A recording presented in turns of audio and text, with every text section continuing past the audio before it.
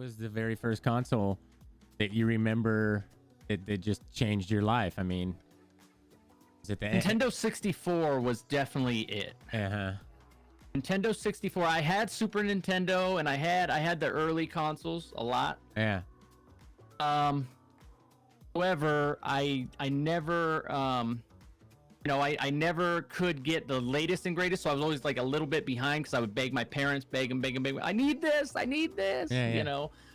And so then I had Nintendo 64 like early, like that was it. Like, oh man, look at this controller, it's got this, it's got that, ooh, that was the time. And then you got every console there on after. What or were you? Did you lean more Microsoft, or were you PlayStation? Were you Xbox or PlayStation guy? So after, like, I was shy to the PlayStation just because PlayStation had a disc, and I'm like, what's this disc thing? Like, what in the world? I just want a cartridge. I want to blow in it. I want to put it in there. It doesn't load. Like, it just instant gaming, right? Yeah. And with PlayStation, you put the disc in, it spins, it's making a noise, it's loading on the screen for 20 minutes, and now it's like, wait, what? Yeah. So I always, but after Nintendo, it was like, okay, PlayStation is it. So I was always PlayStation, and then Xbox came around, and I was everything. I had them both, all the way through. I'm just a big gaming nerd. Yeah. Cool. What was the first video game you remember playing? Madden. Madden was the always first Madden. on the Super Nintendo? It was Madden. I had Madden, like, I forget which Madden it was. It was early Madden. Damn. Okay. It was Madden. I had Madden on Sega, and I had Madden on Super Nintendo, and I don't remember which year it was, but I remember Madden, like, on the cover. Right. Yeah. I do remember that. And how in the hell? The stick figures were about this big. They were, it was crazy. How in the hell do you become a Chiefs fan growing up in the Bay Area? And then moving to Nevada, I mean, so the Chiefs fandom had to start early in life. Niners was probably the team of choice out of all of your friends. Was it just to be against the grain? Yes, it was. No. So this goes back to family. And a lot of people that are familiar with my channel, I've told this story 1,000 times, so I'm really glad you asked. Yeah. So growing up, Niners fans. Niners fan, Bay Area. My dad's a Niner fan. My grandma actually was a bigger football fan than my dad. So me and my grandma, she introduced me to football. We would watch it every Sunday. I mean, nose to the screen, locked into football. My grandma was 4'11", short, hunchback, old woman, meanest old woman you could think of. I mean, she would scream and yell at the TV.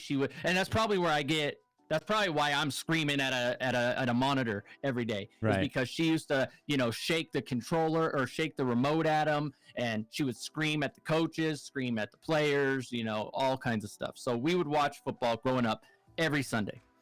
Then, rumor has it, Joe Montana is going to get traded. Uh-oh. My grandma looks over at me and says, if those sons of bitches trade Joe Montana, fuck the Niners, pardon my French. It's more than welcome. I'm going wherever they trade Joe to. Wow. And I think I was like 10 years old at the time. 9, 10, I don't know, I was young. I said, you know what, Grandma? Me too. I'm going with you. Yes. He gets traded to the Chiefs.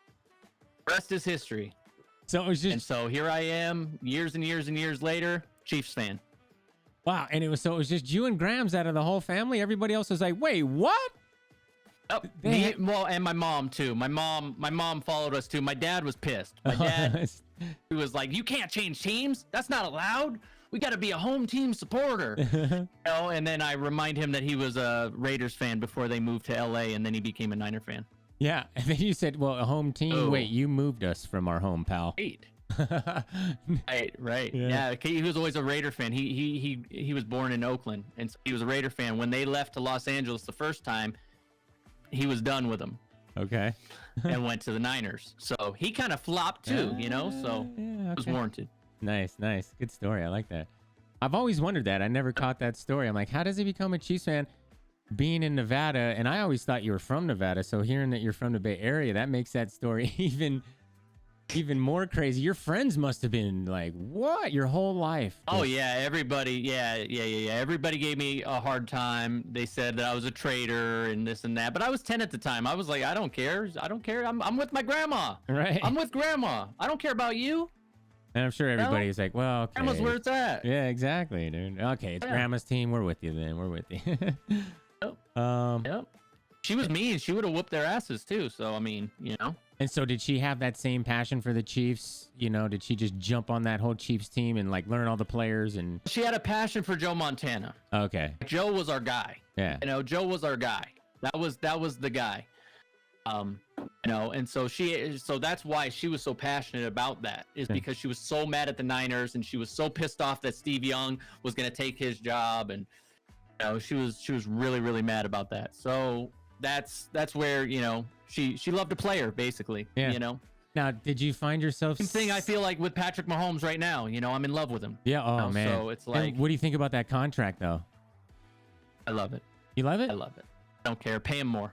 Pay him more. Wow. Put more. He makes the entire franchise better. He makes and first off, he got me a Super Bowl. So anything he does from here on out, I don't care. Like, I never thought I was going to see a Super Bowl championship in my entire life, and have that. Can you do me a favor? I could care less. Do you have that clip of you right after the Super Bowl going fucking bananas that you put on Twitter? Yes, I do. Well, there was a couple of them. There was one where I'm shaking the screen and I'm yelling, and it's like selfie mode, and it's like, I'm surprised, like, you know, if at any point faint. If at any point during this interview, if you could find that clip and just kind of throw it in chat, that would be cool. Oh gosh, I don't know if I could even find it. If it's deep, don't worry, or just follow Klue on Twitch. Yeah, it might be deep. Yeah, I'll actually find it and I'll retweet it out. I should have had that prepared because that was right around February, and then there was the one where I drank the 2 beers in the driveway. And, yeah. You know, slam them down, and then my neighbor yells at me, and I scream across the street, "Super Bowl champs, baby!" And then I fire up a stream, and I don't know, like, I played "We Are the Champions," I think, like, for 45 minutes, and then thought that was sufficient celebration. I don't know. I don't really remember much about that night, other than I had a good damn time. Yeah, I remember just being so happy for you, dude, because you were just... I'd never seen anybody... I cried like a baby. Yeah. Cried like a baby. I'd never seen anybody like that, dude. Absolute. Oh. Because, well, like, with 6 minutes left in the fourth quarter, we're down by 2 scores. Yeah. And, like, we don't have the football. Right. So, like, I go from, like, first off, I'm drunk, I'm depressed, we just lost the Super Bowl, like, Patrick Mahomes is having the worst game of his career, to flip it completely 180 to, oh my God, we got the lead, we're gonna win the Super Bowl, and I'm still drunk, and instead of being depressed, I'm happier than I've ever been in my life. So it was like a roller coaster ride. Holy like shit. That I just wasn't ready for. It was like, yeah. So it was Look at pandemonium. 1 Mint Julep found those clips already, man. Unreal. Oh, 1 Mint's on it. Oh, 1 Mint's awesome, man. You guys, check out these clips. This is or don't. Yeah, or don't, but either way, man. Wait, is that you with a beard? Wait, or that's not you? Wait, is that you? Oh. You see the ninja come in?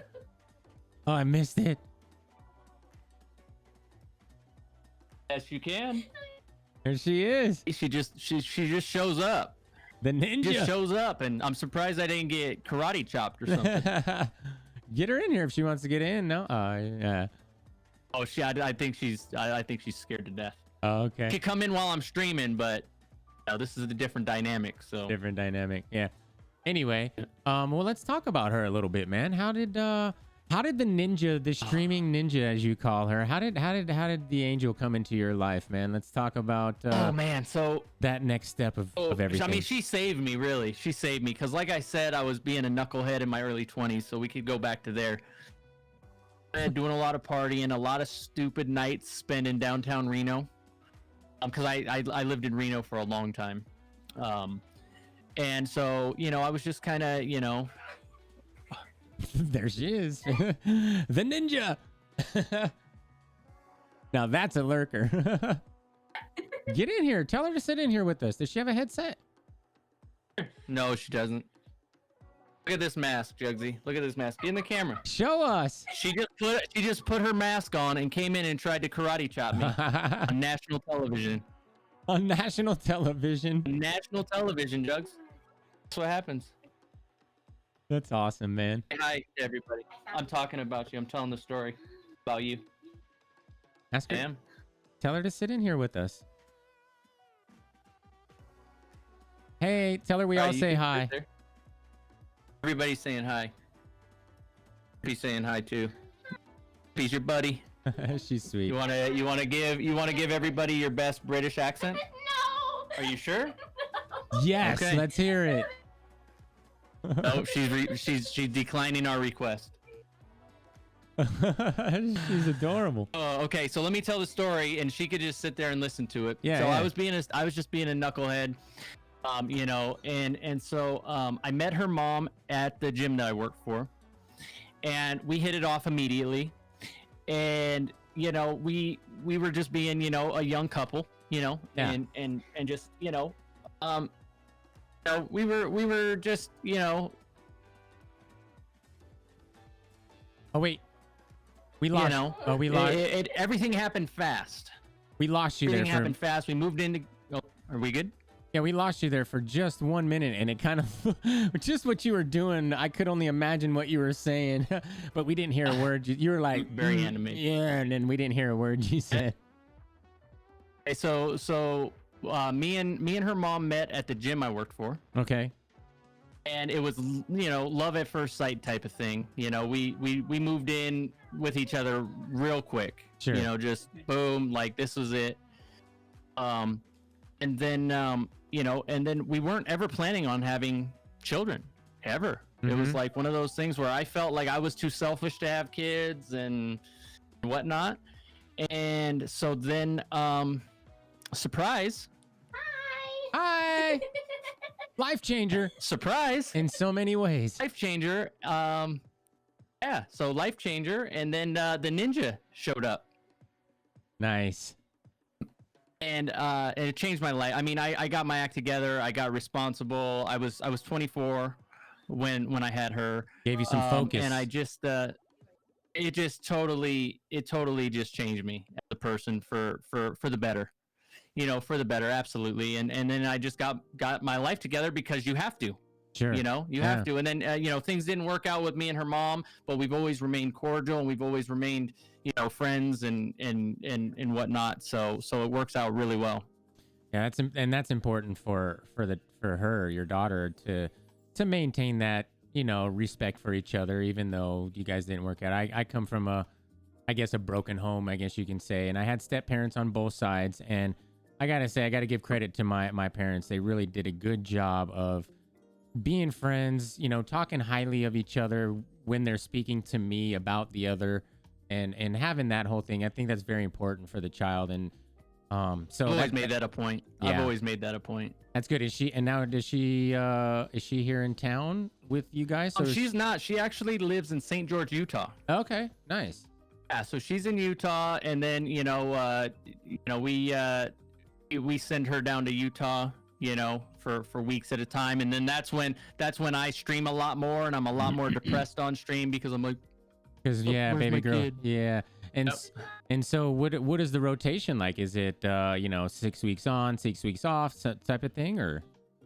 no, I have her most of the time up here, and then for summers and breaks and stuff, she goes down and hangs out with mom and Cool. does her thing down there. That's fun. Nice, man. Good to hear. And are we allowed to know Ninja's real name, or do we just keep her as Ninja? AC. What, It's her real name, and Did you say I spelt it. Oh, Did you say Stacy or Casey? AC. Oh, it keeps cutting out. K with a K? I elbow her in the face. Yeah, and I spell it with a K, AACI, you know, for the Chiefs, because you know I had to put the K and the C in the right place. You know, we couldn't have that out of line. Wow. Casey. I love it, man. Love it. And that's so she's named after a football team. Named after a football team. Yeah. Yeah, that's beautiful. Now she a I Chiefs wanted fan. to name her Nicole. I wanted to name her Nicole. That's the name I had picked out. I wanted Nicole, and mom didn't like Nicole, and so then mom was like, "Well, I like the name Casey, but I gotta present it in a way that he's gonna say yes to it." And so all she had to do was mention the Chiefs and KC, and You're just like, nope. that was fine. Done. That was good. Done. I was like, okay, Nicole could be the middle name. Nice. Nicole's her middle name now. And so what is Casey into? Is she into sports, gymnastics, or is she into music, or what, all of the above? What's the deal? Yep, she is. She's into gymnastics, basketball. She likes volleyball. She's a little athlete. Very cool. Very cool. And what grade she in? She's going into the 7th grade. Oh, snap. Junior high. She nervous? You nervous? On to 7th grade?